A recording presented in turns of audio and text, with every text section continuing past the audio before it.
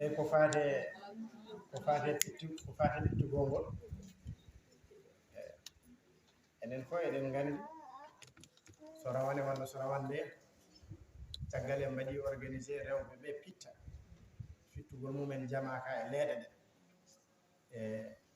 ko noon ha galle ceerno en mbaynoyimo ɗum ceerno yamiri on garñande aljuma jaltat tan o watti hen yo on jaa fittoyde boowal iiti ko yamiri o rew sohnaɓe madina fof yo ya pittoya wonani en noon ɓural teddugal e dokkal manngal sabu yamirore ceerno ko moƴƴere somiye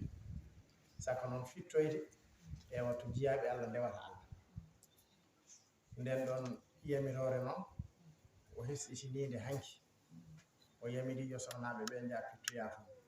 ɗum noon ko ñande alarba ɗini sohnaɓe fof ndeɗe ɗe fof jaa pittoya ha laaɓa kadi ceerno Ibou en kadi andiri noon yamiri hono noon waɗi enen fof jeygal ngal yaaji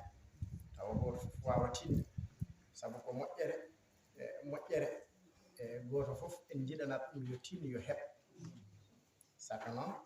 ko ganduɗa wona e juuɗe meɗen wonno koye juuɗe worɓe pittoyanno so tawi Allah artiri ɗum e juuɗe meɗen nangguen en ha tiiɗi saabu koye peeñale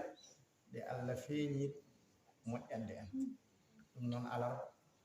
garoɗo inchallah ceerno Ibou no wi enen fof yo ñande hen yo fittoye so gasi ñande hen ko bisimilla wona gasi so tawi gasani tawa alkamisa o ene wawa jukkitede inchallahu taala ɗum noon enen fof gandiren noon kabriren noon e musidɓe meɗen heddiɓe nde jeygal ngal yajata inchallahu taala ñande alarba so gasi so gasani alkamisa jokkiten